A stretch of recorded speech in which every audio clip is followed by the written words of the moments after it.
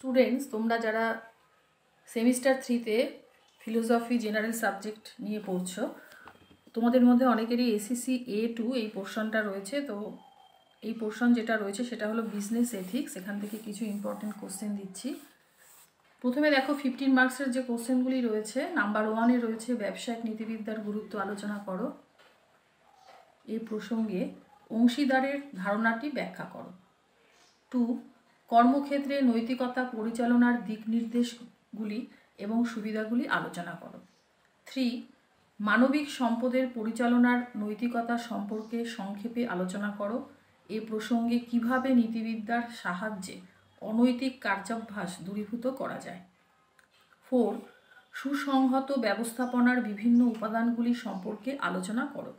অনৈতিক ব্যবসা অনুশীলনের জন্য প্রতিরোধমূলক ব্যবস্থার পরামর্শ দাও। 5, ব্যবসায় বিভিন্ন প্রকারের উদ্যোগ গ্রহণ বিষয়ে আলোচনা করো। নৈতিক নিয়ম ও আচরণ বিধি কিভাবে উদ্যোগ গ্রহণকে সফল করতে পারে আলোচনা করো। 6, পরিবেশ রক্ষা ও উন্নতির ক্ষেত্রে উদ্যোগ গ্রহণের ভূমিকা নির্ণয় করো। এ প্রসঙ্গে সবুজ উদ্যোগের প্রয়োজনীয়তা সম্পর্কে তোমার নিজের মতামত দাও। 7, ভারত ও বিশ্বের প্রধান পরিবেশগত সমস্যাগুলি কি কি, সবুজ উদ্যোগগুলি কি কি এবং সেগুলি অধ্যয়ন কেন গুরুত্বপূর্ণ। 8, সামগ্রিক সামাজিক দায়িত্ববোধ কাকে বলে, তুমি কি মনে করো চারিত্রিক সততা ও স্বচ্ছতা ব্যবসায়িক সাফল্যের পরিপন্থী। 9, ব্যবসায়ে ভালো ও খারাপ পরিচালনার মধ্যে পার্থক্য করো। এ প্রসঙ্গে নৈতিক আচরণবিধি প্রণয়নের প্রয়োজনীয়তা ব্যাখ্যা করো। 10, নীতি ব্যতিরেকে অর্থায়ন অসম্ভব, তুমি কি এই বক্তব্যের সঙ্গে একমত, মন্তব্য করো। 11, বাস্তু সংস্থান সংক্রান্ত নৈতিকতা কাকে বলে, এ বিষয়ে বিশদ আলোচনা করো। 12, স্বামী বিবেকানন্দ নেতাদের কি কি গুণের উল্লেখ করেছেন। বৈদান্তিক পরিকাঠামোয় পরিচালনার নৈতিকতা বিশ্লেষণ করো। এবার আসছি 5 মার্কসে। নাম্বার 1, মানবিক সম্পদের পরিচালনা সম্পর্কে সংক্ষেপে আলোচনা করো।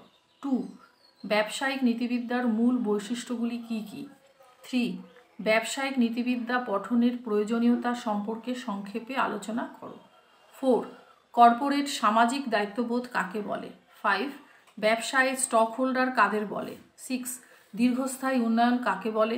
7, ক্ষয়িষ্ণু প্রাকৃতিক সম্পদ কাকে বলে, উদাহরণ দাও। 8, সামগ্রিক সামাজিক দায়িত্ববোধ কাকে বলে। 9, ব্যবসায়িক নীতিবিদ্যা ও মূল্যবোধের মধ্যে সম্পর্ক আলোচনা করো। 10, মান কার্যক্রম কি। 11, পারিবারিক ব্যবসা বা উদ্যোগের বৈশিষ্ট্যগুলি কি কি। 12, ব্যবসায় উচ্চ স্তরের ও নিম্ন স্তরের কর্মীদের মধ্যে সুস্থ সম্পর্কের নীতিগুলি আলোচনা করো। 13, ক্ষয়িষ্ণু প্রাকৃতিক সম্পদের দুটি উদাহরণ দাও। এই সম্পদ রক্ষণাবেক্ষণের জন্য ব্যবসায়িক নীতিবিদ্যার ভূমিকা কী। 14, নীতিশাস্ত্র কিভাবে ব্যবসার ক্ষেত্রে গুরুত্বপূর্ণ। 15, একজন ভালো নিয়োগকর্তার গুণাবলী কি কি।